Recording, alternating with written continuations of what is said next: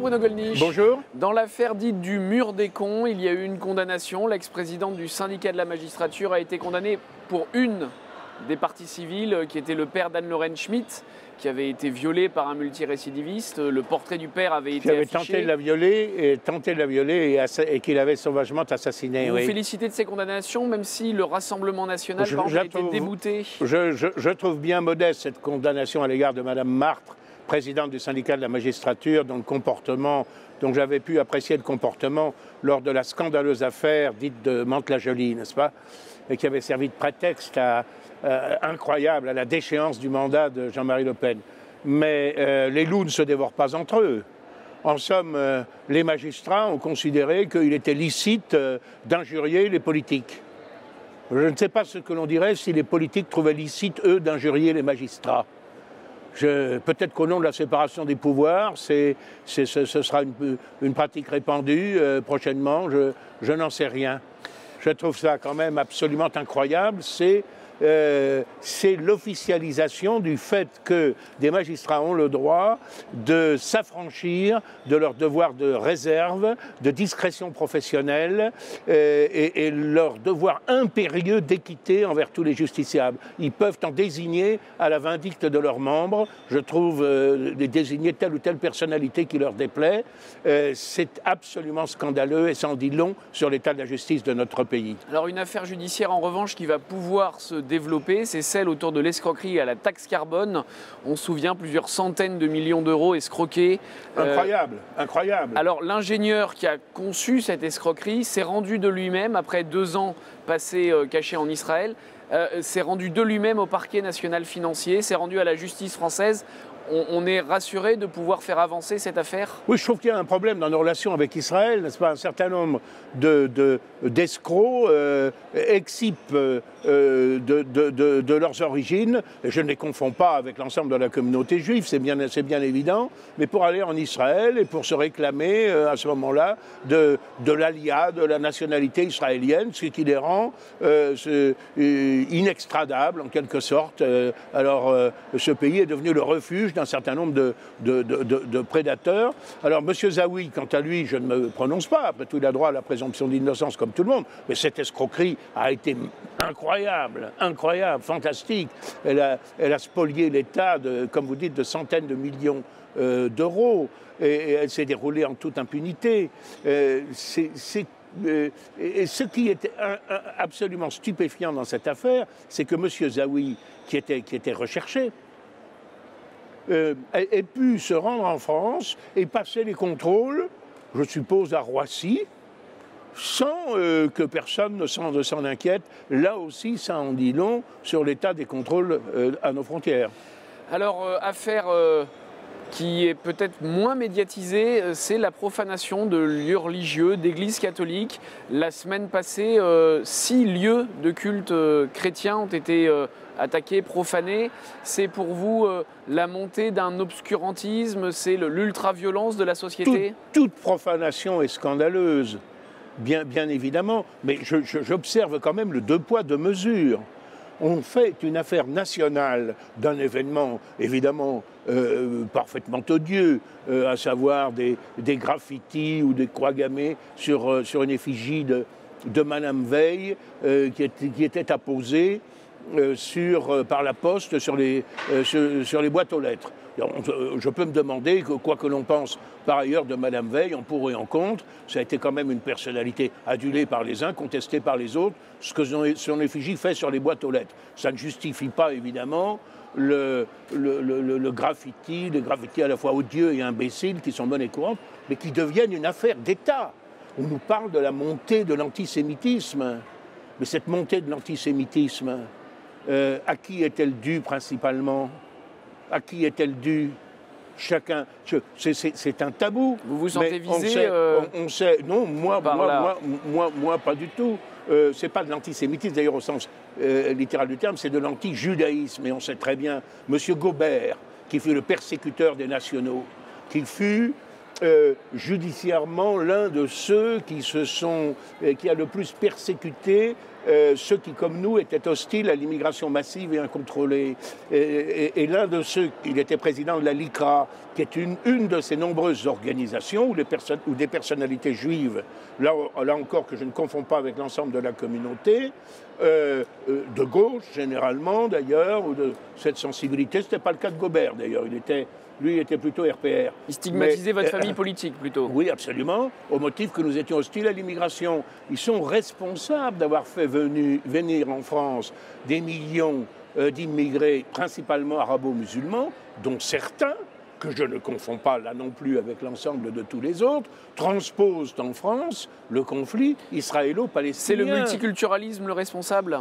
En grande partie, bien sûr. Et quand on nous parle du sort tragique du malheureux Ilan Halimi, je dois vous dire tout de suite que moi, j'aurais été partisan de la peine de mort pour Fofana.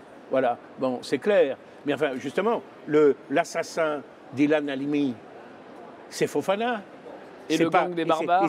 Il s'appelait Youssouf Fofana, il ne s'appelait pas Jacques Dupont.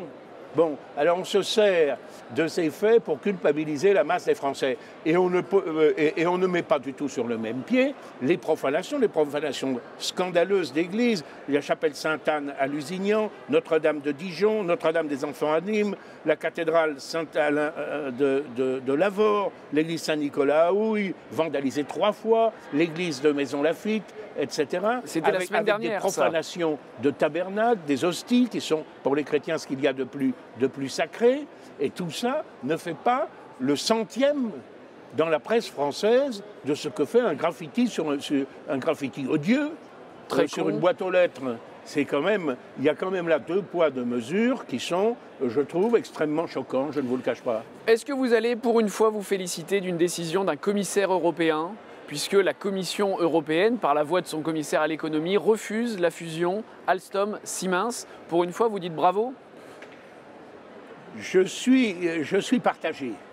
Nos amis, et en particulier Steve Briouat, je crois Marine Le Pen aussi, s'en sont félicités en estimant que cela permettait de conserver dans le patrimoine industriel français, avec l'indépendance requise, une partie au moins d'Alstom, puisque je vous rappelle que une part stratégique considérable, celle qui concerne d'ailleurs directement le nucléaire, ou plus exactement la transformation de l'énergie nucléaire, a été dans des conditions absolument scandaleuses, remarquablement rapportées par un documentaire passé sur la chaîne parlementaire. Ça a été récupéré par General Electric. Vous parliez d'ailleurs d'un scandale d'État. C'est un scandale d'État. Alors en ce qui concerne Siemens, moi ce que je constate, c'est que la Commission européenne ne s'est pas opposée à la mainmise, dans ces conditions scandaleuses, de General Electric sur Alstom. En revanche, elle s'oppose à la fusion avec Siemens. Autrement dit, la Commission européenne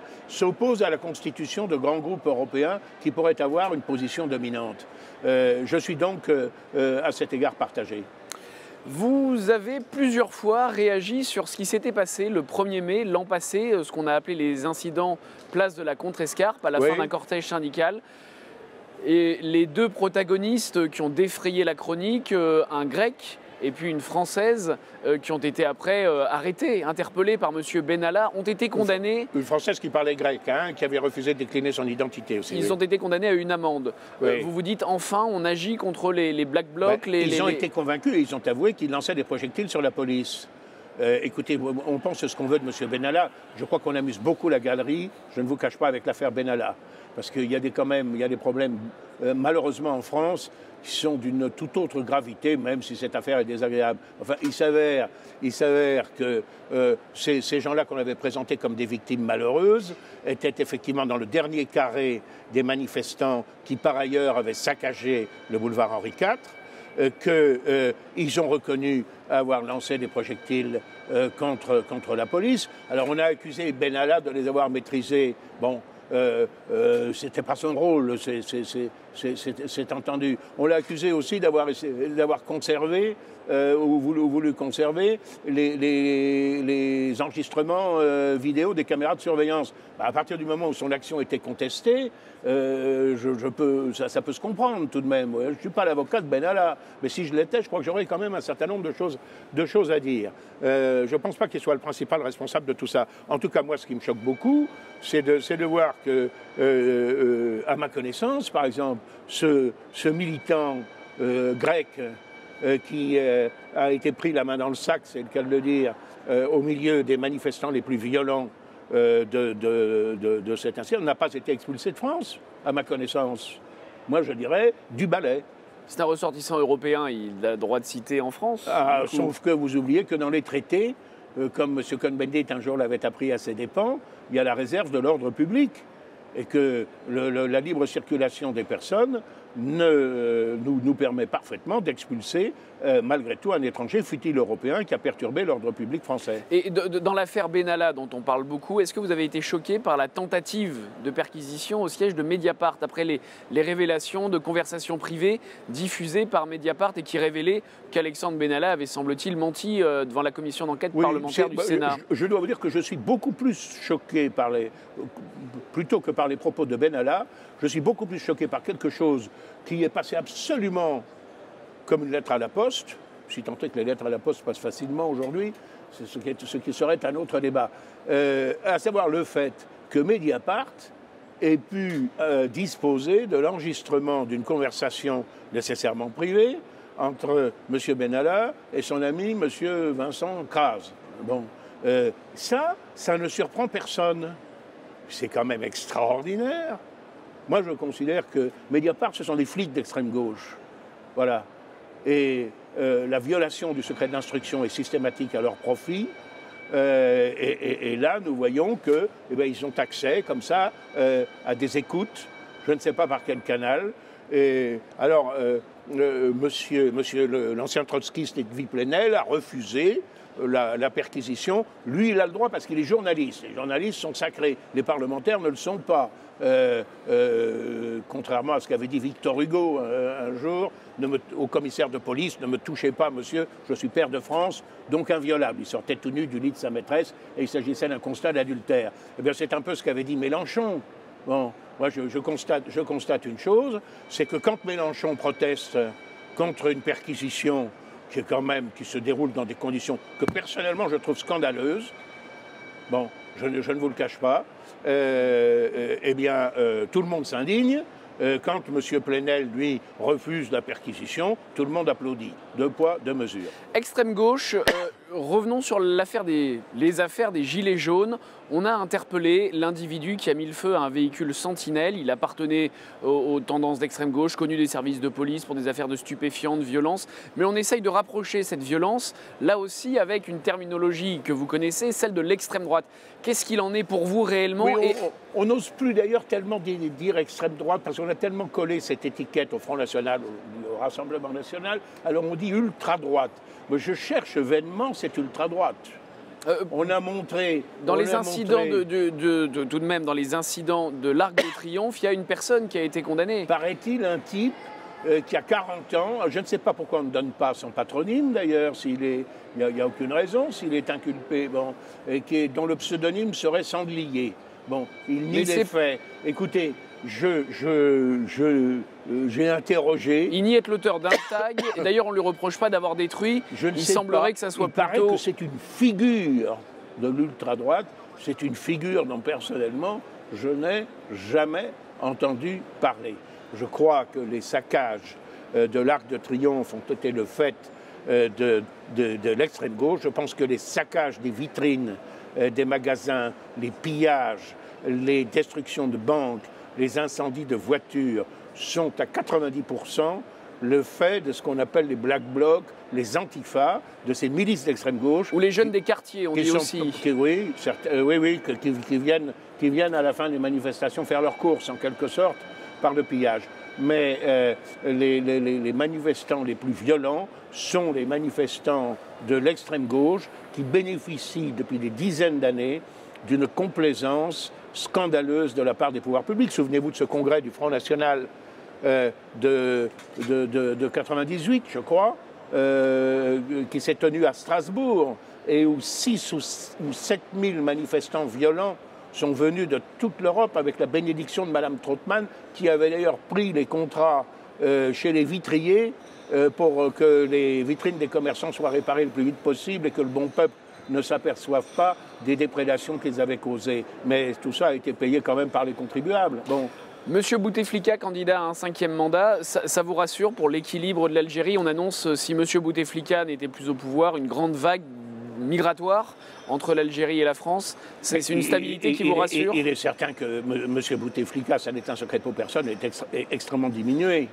Bon, le fait qu'il se représente à son âge et dans ses conditions de santé pour un nouveau mandat présidentiel révèle surtout une chose, c'est la fragilité des institutions algériennes. C'est la fragilité des institutions algériennes. Je vous rappelle qu'en Algérie, il y a une guerre civile impitoyable par laquelle les vainqueurs du premier tour des élections,